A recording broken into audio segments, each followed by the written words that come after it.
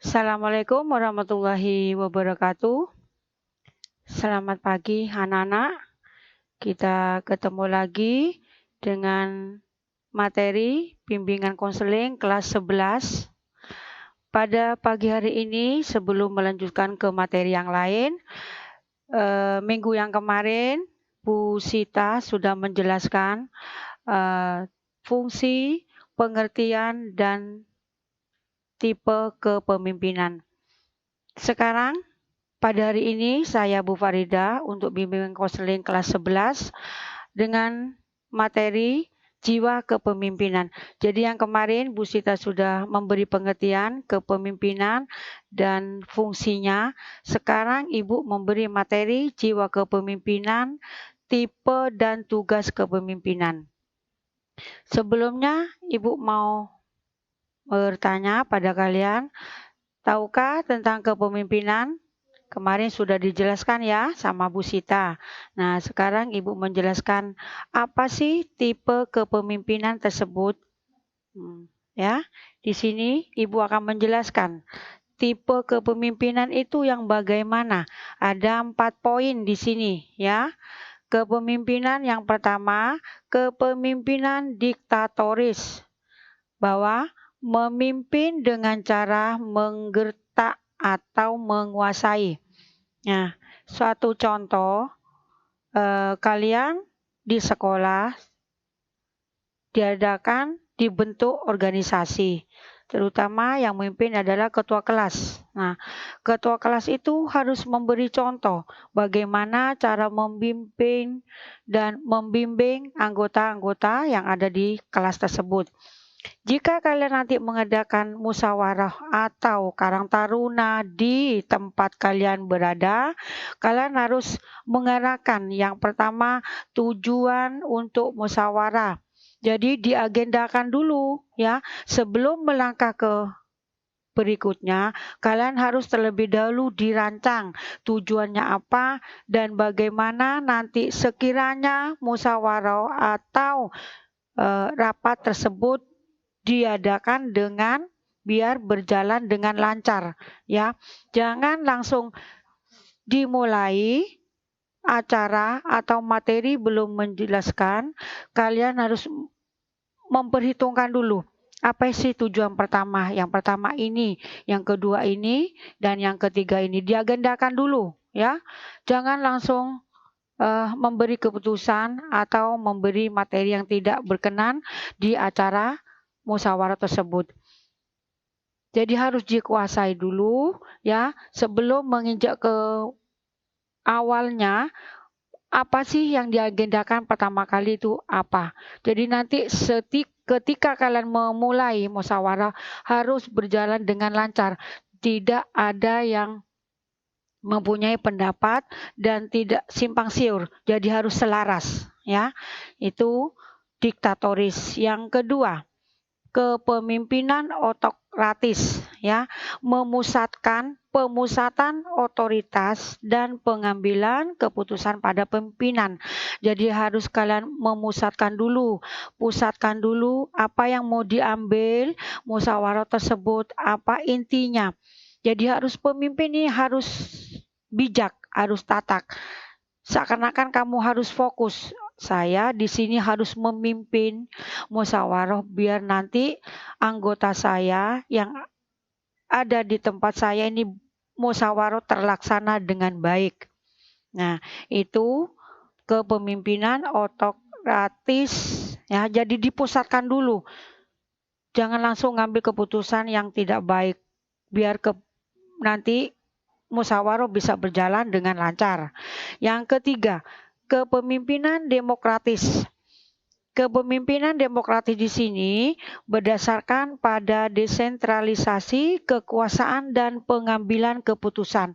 Nah, jadi yang kaitannya dengan nomor 2, keputusan itu diambil keputusan.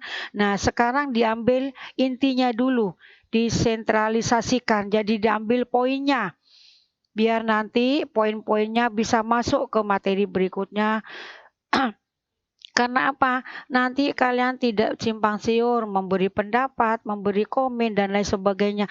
Jadi diambil keputusannya dulu, disimpulkan dulu, biar kita nanti sebelum mengadakan acara, kalian harus tenang dan fokus apa yang mau dibicarakan nanti. Ya, kepemimpinan demokratis. Yang keempat, kepemimpinan laissez-faire. Membiarkan kelompoknya menetapkan tujuan dan keputusannya. Jadi kelompok tersebut menetapkan tujuan. Nah, kelompok yang bagaimana menetapkan tujuan? Nah, dari poin yang pertama, diktatoris, otokratis, demokratis, ini diambil dulu dari kelompok-kelompok masing-masing. Jadi nanti kita dipusatkan, ditetapkan, dan menetapkan tujuannya. Nah, baru diambil keputusannya, ya. Biar nanti musyawarah berjalan dengan lancar dan tidak ada hambatan apapun. Nah, jadi kalian besok jika nanti memimpin Karang Taruna atau mengadakan rapat kecil-kecilan ataupun kalian besok bisa jadi orang yang sukses, siapa tahu nanti kalian bisa jadi anggota atau kepala atau di rumah jadi kepala rumah tangga. Itu kepemimpinan harus kamu fokuskan karena pemimpin ini sangat berat tugasnya, ya. Yang berikutnya, menginjak materi berikutnya, tugas kepemimpinan yang berhubungan dengan kerja kelompok. Nah, tugas kepemimpinan bekerja kelompok ini bagaimana? Yang tadi berhubungan dengan kelompoknya. Nah, yang sekarang tugas kepemimpinannya bagaimana? Nah, di sini ada 6 poin, ya. 1, memulai intiating. Intiating di sini Ibu kasih beri penjelasan, ya, agar kelompok mulai kegiatan atau tugas tertentu. Nah, jadi kelompok itu memulai dengan kegiatannya atau tugas tertentu. Tugas yang bagaimana? Awalnya kita memulai dari kegiatan tersebut, ya. 2, mengatur regulating.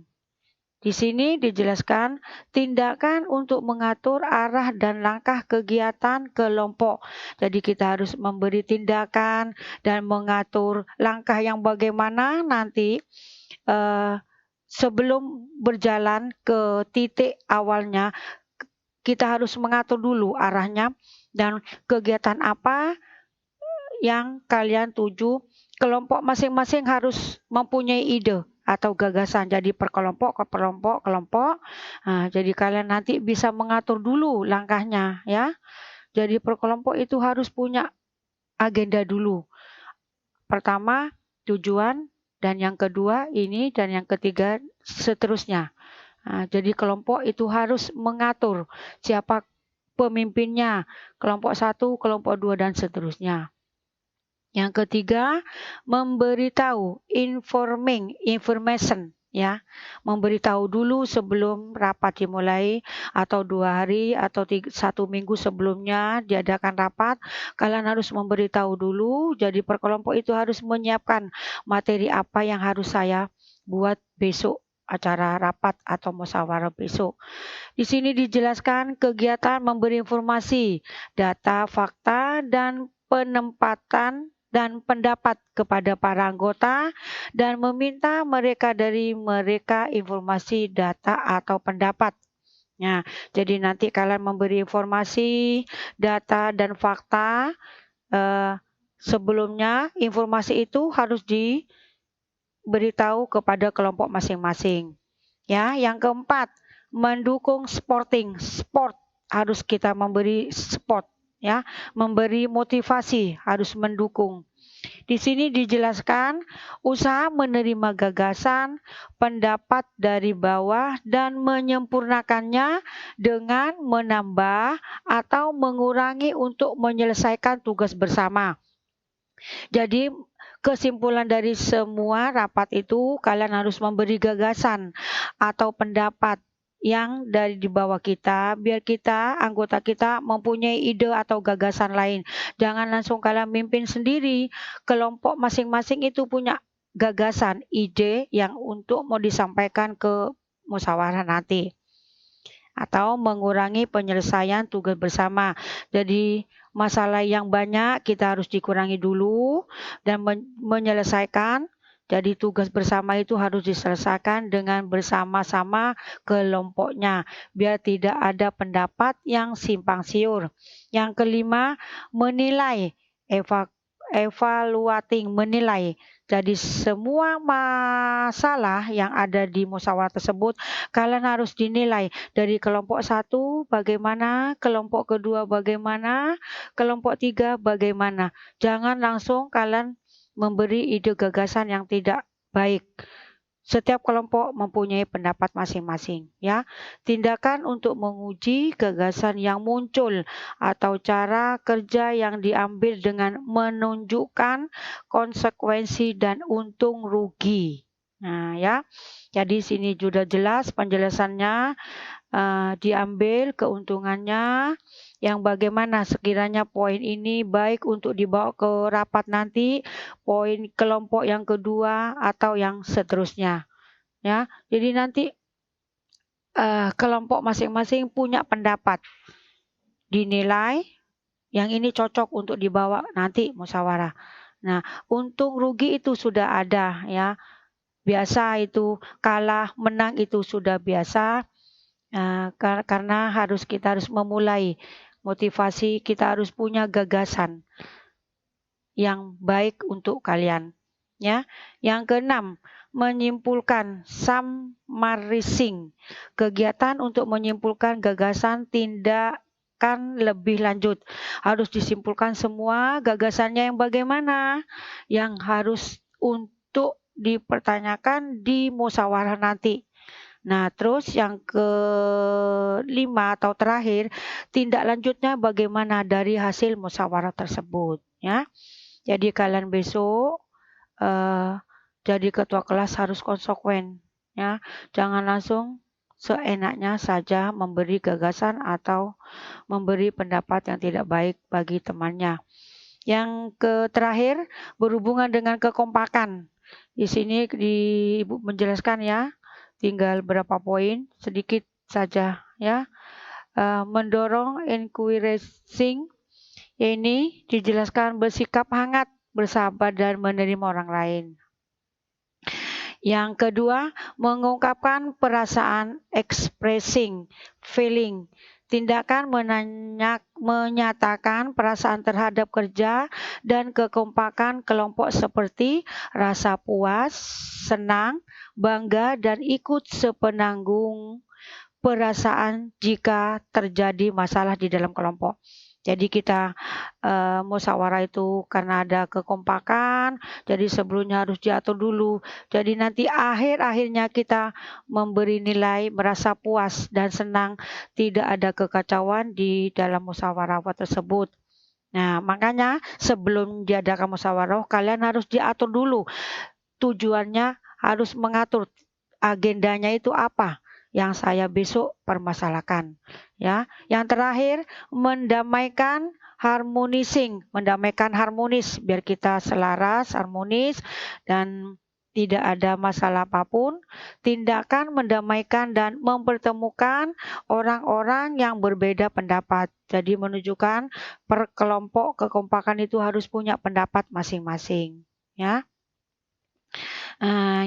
Yang terakhir, sebelum menutup materi ini, Ibu akan memberi sedikit motivasi untuk kalian. Biar nanti kalian siapa tahu bisa jadi pemimpin yang terbaik.